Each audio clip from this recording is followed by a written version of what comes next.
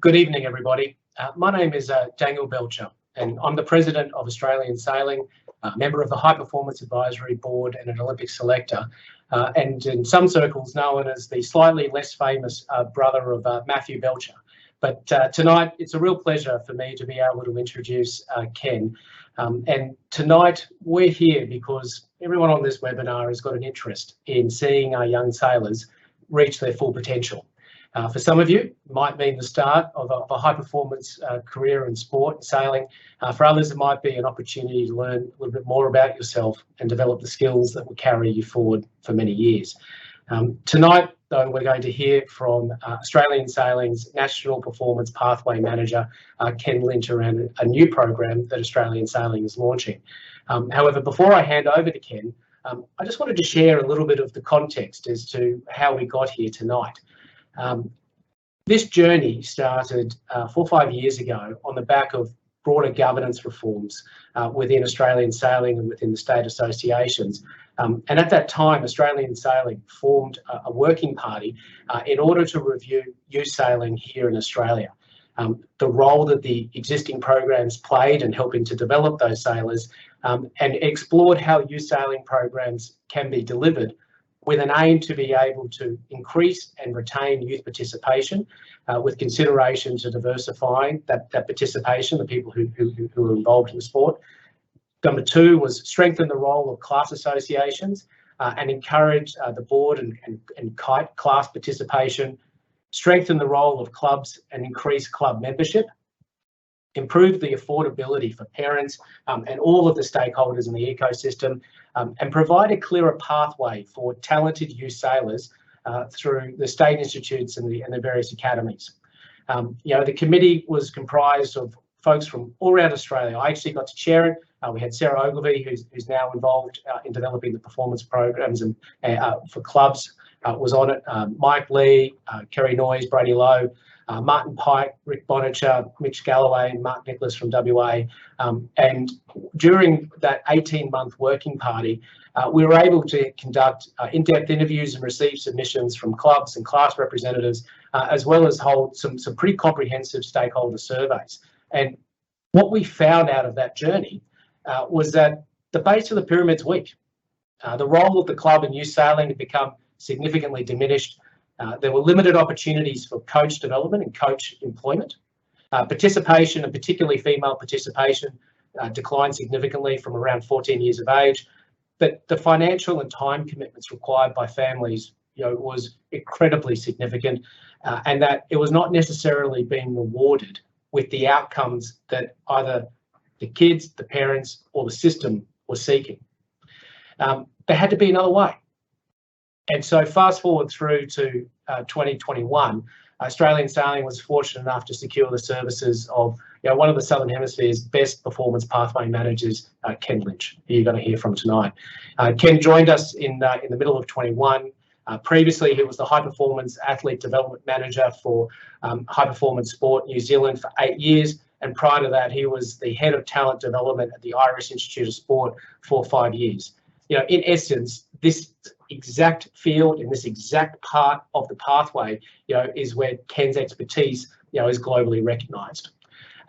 Since joining, Ken focused on the development of the coaching framework and the Futures program, which we'll touch on a little bit in tonight's presentation, before now turning his attention through to youth and the pre-emerging segments.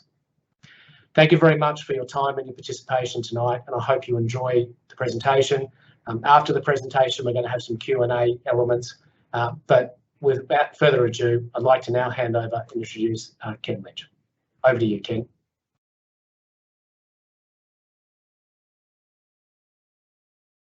Thank you, Daniel, and thank you all for those of you that have tuned in this evening. It's great to see so many people interested in the area.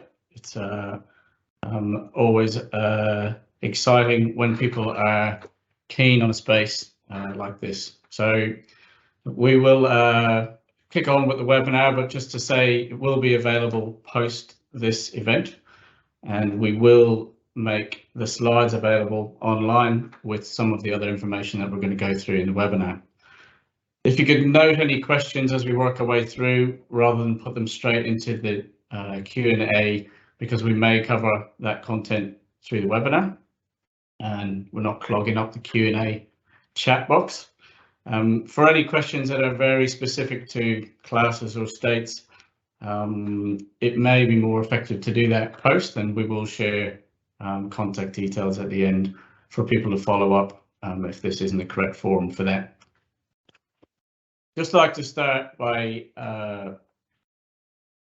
looking into a little bit of an overview of what we're going to present here today. Where does Performance Pathways sit?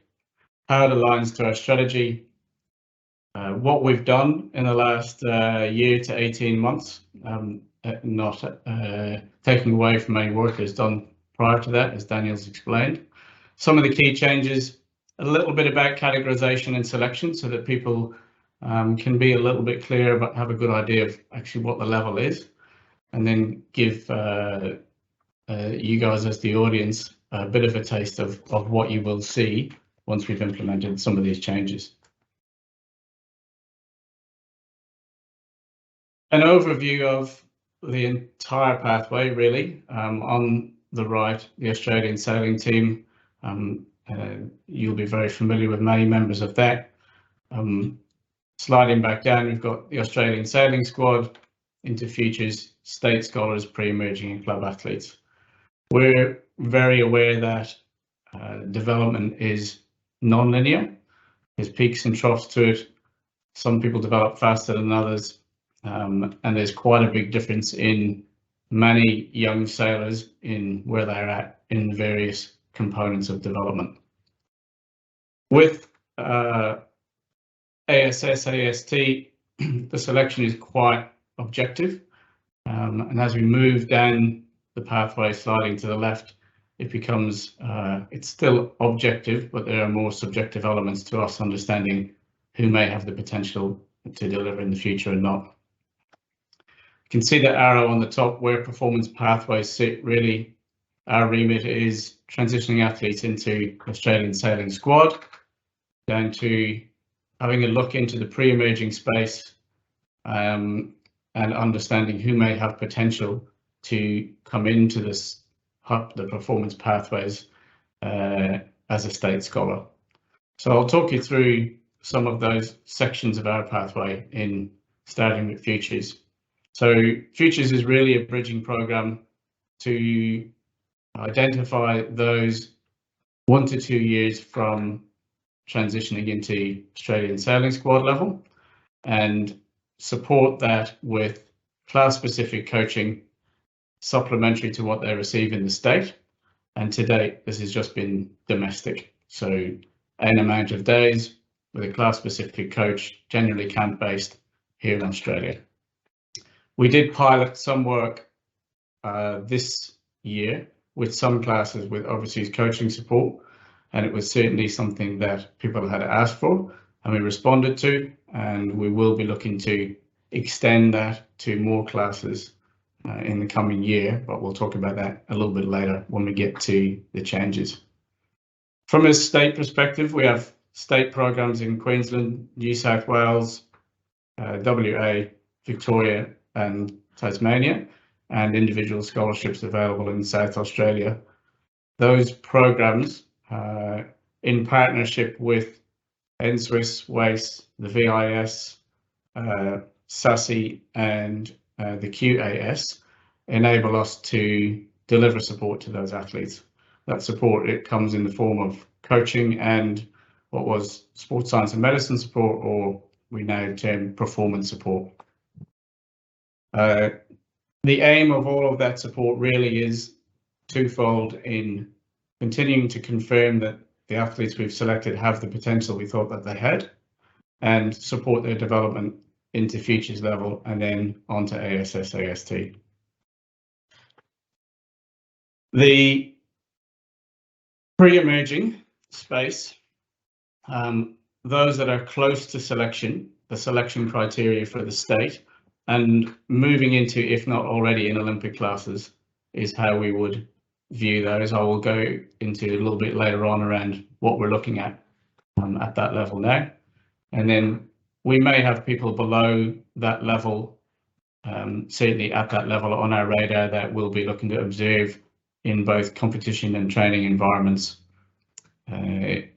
integrating at times with some of the state scholars in squad-based activity, or potentially some camp-based activity as well.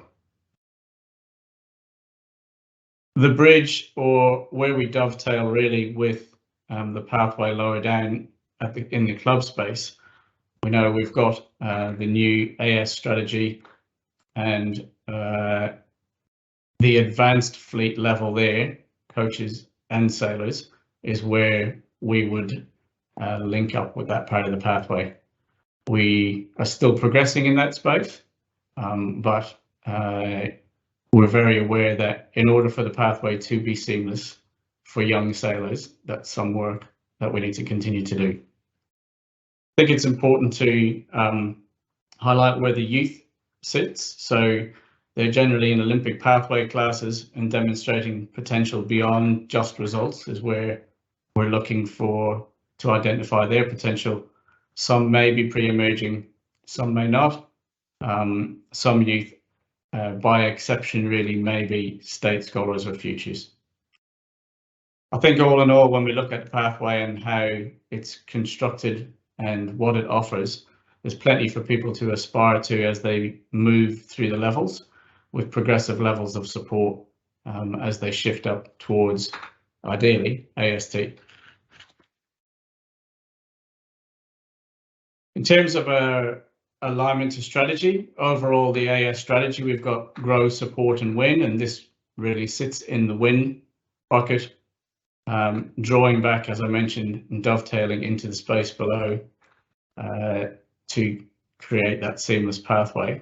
On the left, in our 11-point plan, in our HP strategy, we've got obviously 11 key areas, and on the right, what we've done is just highlight those areas from a performance pathways perspective, what they look like.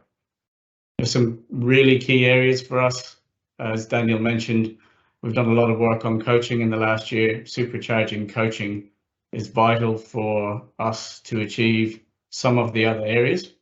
Sustainability, holistic development, clear pathways, a fit for purpose structure, being able to push on the new classes and improve the gender balance. So really it's a key lever for our future success. Enhancing the performance environment we've been able to do with the support of our partners in the National Institute Network, but also the AIS. Improving the gender balance is something that's being worked on through the organisation. It's very important for us to continue that work, and we've got a couple of projects in the pipeline, including our next gen work that will support that. Clear pathways, this webinar is part of that. How do we help people understand what our building looks like and where the door is, how you can get in, and what you can expect of us in terms of support, and then what we expect of you, or what we expect of those in the pathway in terms of what they should deliver.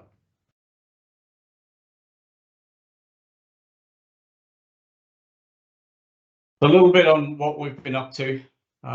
We do and have developed an athlete development framework. So a little before my time, still continuing to work on that and its implementation across the pathway. We've worked on coach development framework and programs associated with that. You'll see that in some of the changes later on.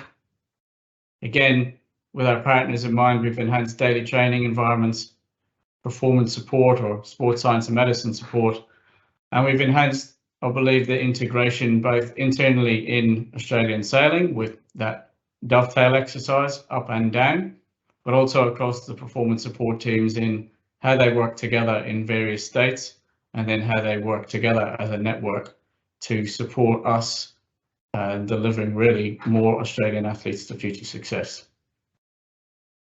New classes, additional support, so we've dropped in some additional coaching and focus areas on the new classes, those being IQ, foil and the kites. We've introduced, as I mentioned earlier, the Futures program, but we've also developed it with that pilot in mind, and I'll talk a little bit later on about the extension. Plenty of other projects on the go. Talent ID, so proactive talent identification with clear criteria. Part of one of those projects is with the QAS and the U for 2032 program. The AIS support for us as staff and coaches in development of the overall system is also something a number of people have been involved in.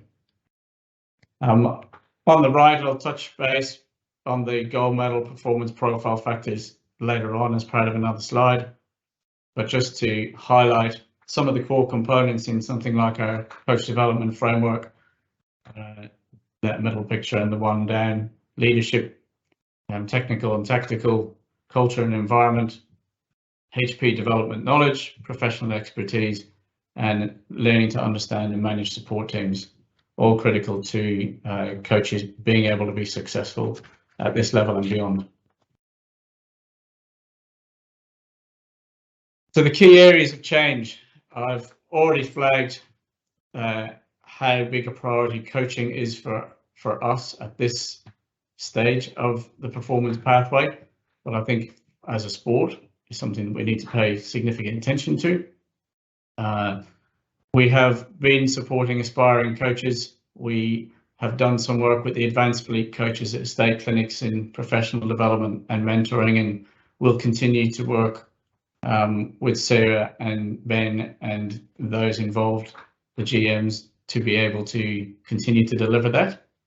We've got a next level coach program which we launched last year and we're looking to extend, which is bringing originally 5 coaches on board at the bottom end of the performance pathway, coaching pathway, support them with individual development plans to be able to optimize the speed of their learning and support them being a better coach faster. We're going to extend that to 7 early in the new year. Coach Advanced program is for all of the performance pathway coaches, and we did include the next level coaches in there to get them together as a group and network and either knowledge share, problem solve, or one element I can't remember. But the key piece really to support their learning in an individual development plan aligned to our coach development framework. And we put a lot of work into that, and we do believe it's got the ingredients to support coaches to be better and to learn faster than they have been. From a system perspective, we want to be more systematic about our work, certainly less ad hoc. The individual development plans aligned to the athlete development framework for athletes across the breadth of the performance pathway is where we want to get to. We do believe in that work and what it's identified as important.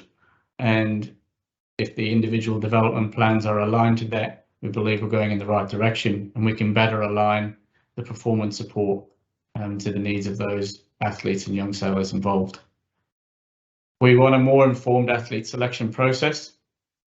We've already started work on that. I'll move into that in a moment in and around our how we're viewing the pre-emerging space, how we're identifying potential. We want to increase the pathway visibility. As I mentioned, this is part of that, and create greater system alignment. So system alignment both within Australian sailing, system alignment across our National Institute network and with our partners and the AIS. From a program perspective, we're going to focus our attendance at youth class worlds instead of world sailing youth worlds. We believe it's more effective development of young sailors, bigger fleets, more sailors benefiting from the experience, better quality coaching solutions, and a squad-based approach, which is part of our HP strategy and something that we believe in. Enhancing the youth and pre-emerging opportunities. We mentioned that we're been at the state clinics, which we'll continue to do, but we do want to create more integration opportunities for those athletes to develop, but for us to better understand what potential they've got. And that can form part of joining a state squad for training for some sessions at some stages of the year. It may also be, if we've got enough in one class where we look to run some camp opportunities. We've also got a next gen program about to come out, which is targeting more around the talent ID, bringing young sailors with potential in, and we'll look to run that across multiple states.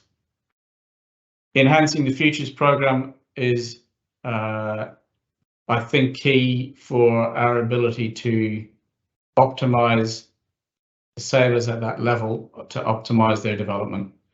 We, as I mentioned, supported coaching from a domestic standpoint. I think supporting coaching at targeted international events that are appropriate to the level and type of the sailors involved in the class, having quality campaign plans and support for those identified athletes in the Olympic classes, where we have a much better understanding of their potential, given they're more mature, further along the pathway, is a very important part of our jigsaw here. Also enhancing the state programs with additional embedded performance support, again with our partners. We've been very well supported to be able to do that in most cases, which better enables athletes to access the support they need, but create a performance or high performance development culture in these state programs where we're running what I believe are effective environments.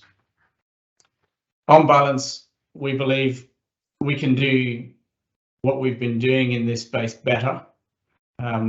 We think we can retain more sailors, we can give more people a quality development experience, and we can invest, like I mentioned, further up in the pathway where we can be more confident that the athletes at that level, age and stage have the potential to move up into the podium potential space, which would be ASS in this case.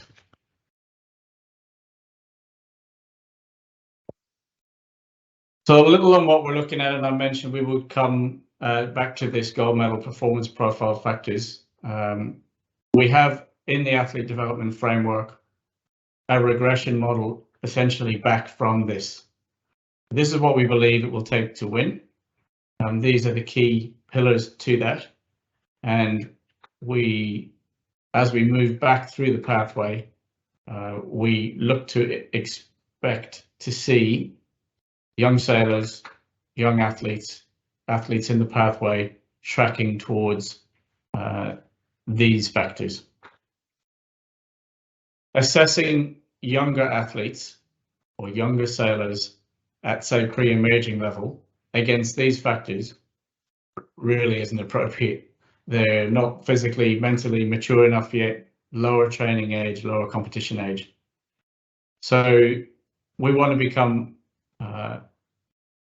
have a broader view on their potential rather than just based on results.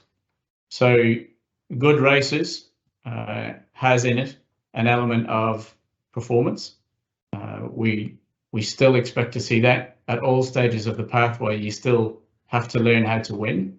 It's just the weighting of those results earlier in the pathway is often not a good indicator of future potential, given we could have in an age-based race some sailors 11 months older than another sailor, and then just physical maturity could be a big differentiator. So we need to consider those things. Skilled sailors, obviously, there's a price of entry to this. This isn't, well, we want more people retained in the sport and more people retained at this level. It's not a participation program. We are focused on winning medals in the future. Young sailors that are committed to developing, committed to their own development, physically and mentally capable, squad-minded, aligned to our HP strategy and our performance pathways goals, and curious learners. So young people that ask good questions and take the answers of those questions and can apply the learning. That type of response to that type of stimulus is very important for us in understanding those that are more likely to have potential.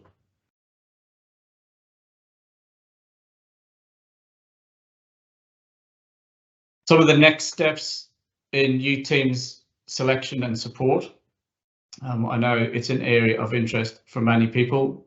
We are working on it on the back of our decision to focus on youth class worlds and not world sailing youth worlds.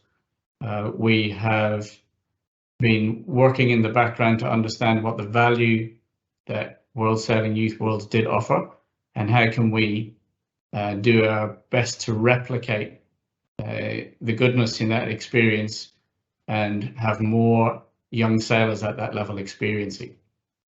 So we have a performance pathway group that we are convening to ensure we maximise that experience in just what I've described.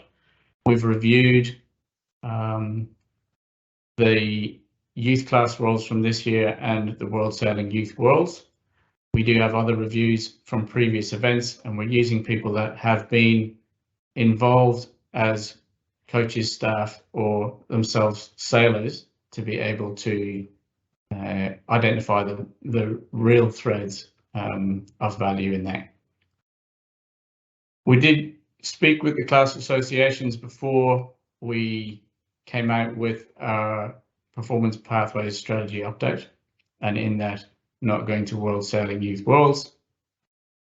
Our aim is, once we've worked with that pathways group, to go back to the class associations to understand with them the most effective structure, support, numbers of boats, etc., to make the most of this experience from both avenues, really, to maximise the chance of success for these young sailors to transition into the pathway, and to ensure that the development experience is one that's of value.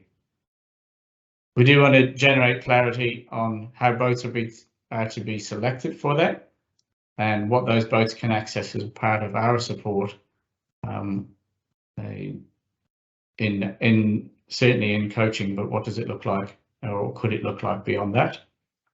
And we want to create a clear calendar to better enable sailors, coaches and parents to plan for upcoming events and seasons.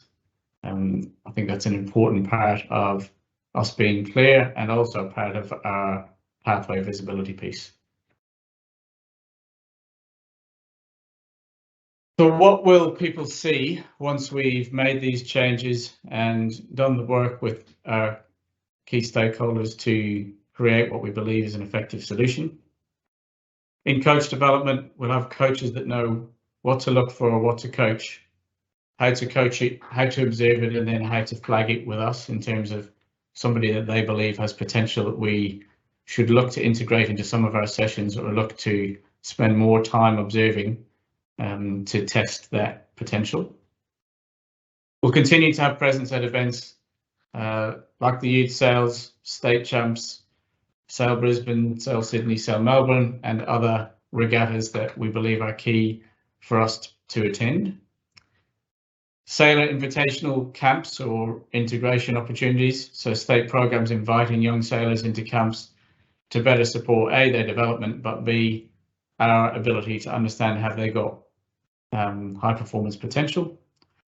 State programs integrating sailors into some sessions, which I've already spoken about, and then the next gen, which will include some new classes work and some female specific group work. Transitioning into performance pathways, so young sailors with identified and confirmed potential. So they've been flagged, we've observed them over time, we've triangulated the information that we're looking for. We believe that they do have potential, would be invited into either the state pre-emerging selection. Previously that may have been labelled as a training partner, but it will include training partners from this point, but not limited to, or a scholarship athlete. So part of our support at this level is really to help them transition, or help their transition into performance pathways to be more effective, more seamless, less overwhelming. But all in all, we will still be using our coach network to, again, identify and confirm those that we do believe have the potential. Just so people are clear, I mentioned at the beginning I would talk about categorization and selection criteria. This certainly does help people get an idea of what level are we talking about, and the levels that are on the AIS categorization descriptors here, developing and emerging our SSPP athletes, our state athletes, and developing our futures athletes. So you can see with the futures athletes that they're capable of progressing to at least podium potential within the agreed time frame. For us, that's really a 1 to 2 year transition in our mind. So 1 to 2 years in futures, they should be stepping up, and then the emerging athletes, depending on the class, but may have a little bit more time at that level.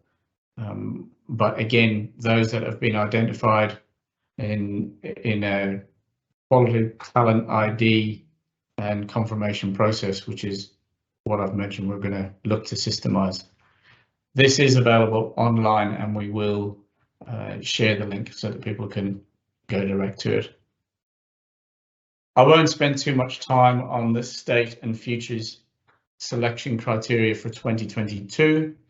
The 2023 selection criteria is due out in November, which we aim to hit that target. Some of the criteria in here are relevant for this year, but obviously won't be relevant for next year. And part of the reason why we're updating that, but also so people are aware, I'm not skating over this slide. We will post this selection criteria that includes this plus more when we post the slides online next week.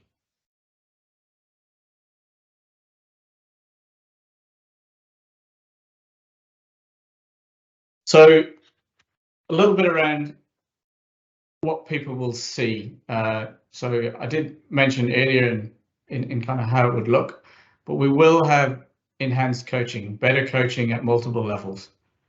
Enhanced alignment along the pathway, so that seamlessness that we spoke about, or that I spoke about. Increased opportunity for more developing sailors, more systematic ID and development practices, and targeted competition entry and support, plus a squad approach. And this links heavily to our HP strategy.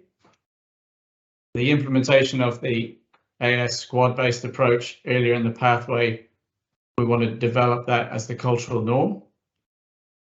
Deliberate focus on competing within larger competitive fleets in developing brilliant races, again, part of our strategy. Enhancement of regatta coaching solutions. We know that some of the events we've been at previously, it's not an ideal coaching situation. It's not really set up for success, but we believe what we're targeting will better enable that. It will also better enable coach development. Progressive approach to domestic and international competition exposure, particularly in Europe. So we will be doing some additional work around understanding the strength of various competitions, where groups sit, and the best regatta to attend to optimize young athletes' development. Better retention of sailors by removing what we believe is a constraint of 1 boat per nation earlier in the pathway.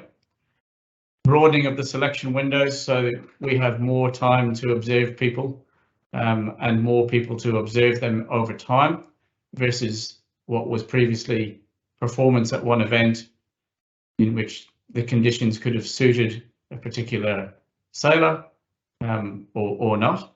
And from a good practice point of view, not an ideal way to select people that we believe, or not an ideal way to select potential for the future.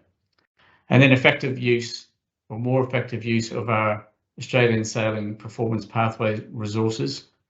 We believe that the changes that we're making are and will be effective.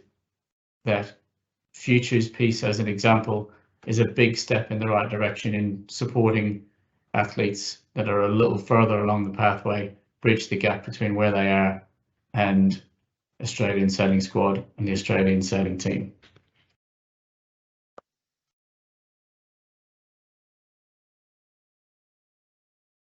I will stop presenting, just after letting you know, thanks again for your time. We will jump to a Q&A once I've stopped presenting. I'll pass to Daniel shortly, and I will put up some contact details at the end for any of those questions that are quite specific to your own situation or circumstance that you would rather talk with someone about it in a different forum offline. Thank you.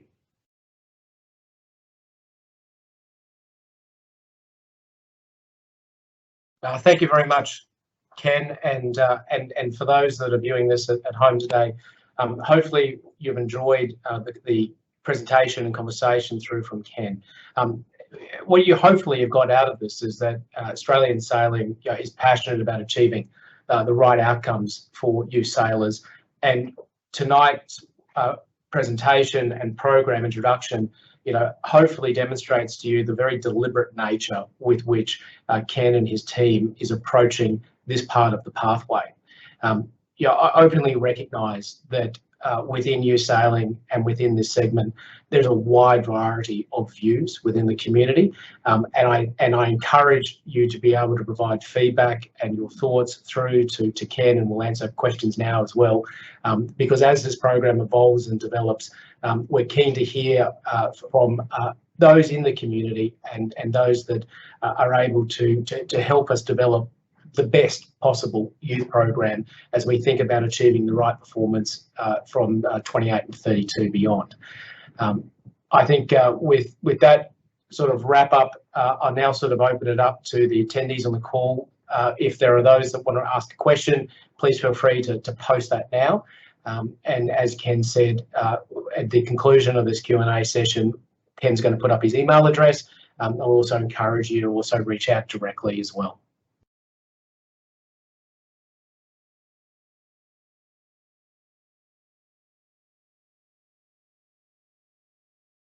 And so there doesn't seem to be too many questions at the moment.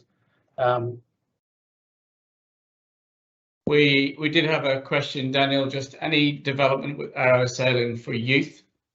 I'm not sure if I'm entirely qualified to answer that one, but I do know certainly in the youth classes that we're paying attention to as part of the performance pathways, it would be our Olympic youth pathway classes. So we're happy to be able to, well, we can share that so that people can understand what those are. There's a second question here, Ken, around what is the process and timing for applying for the Futures program? Yeah, so when the Futures program started, there was an application process, and then we went through our friend COVID. So the process has changed over time.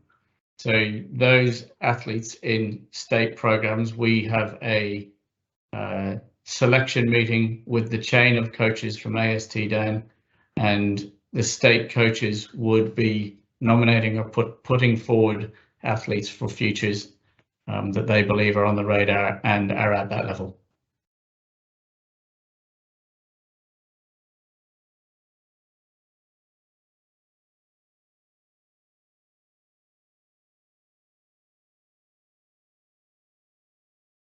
So, Ken, it seems as if they're the major questions that have come out of tonight's presentation. Maybe just in closing, do you want to talk a little bit more around how these materials are going to be made available and the ability and your email address for as a next step in terms of how to get in contact with us? Yeah, what I'll do is in a second I will just share. What I'll do is in a second I'll just share my email address, but happy for people to get in touch with anyone in the Performance Pathways team, or indeed the state coaches. We are keen to hear from people, and certainly if they've got any questions. So I will share that now. In terms of timing, this webinar, the slides and that selection criteria that I put up earlier will all go onto Australian Sailing, the Performance Pathways section of the AST website, and possibly on the youth page we'll work out the best places to put that, but definitely keep an eye out on those pages for that information.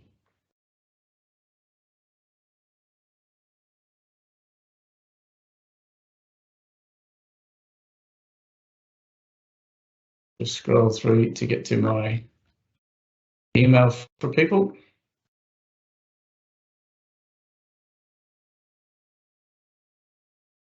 So please feel free, drop me an email at any point. If I can't answer your question, I'll certainly point you in the direction of somebody that can.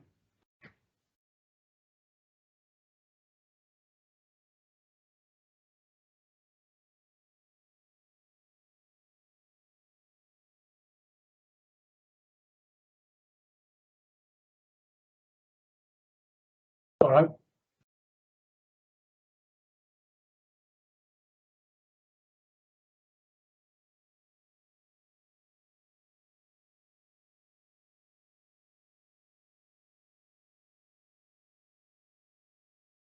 Ken, but maybe there's just one last question that's come through. We might take this as the last question, and after this wrap up.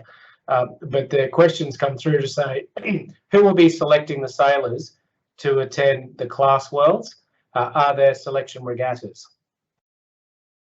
In the next step slide, we identify that we'd be working with the class associations to find the most effective solution for that. So the best advice I can give is prepare for any events that you're going to as you would normally, and we will identify what that criteria and any events as soon as possible once we've produced the work from the Performance Pathways group. But we aim to have that information out as soon as we can. And I think you said earlier that you're hoping to have that out within early November. The selection criteria for state programs and futures, certainly by the end of November. Yeah, we don't have a timeline on this one yet, but as soon as possible.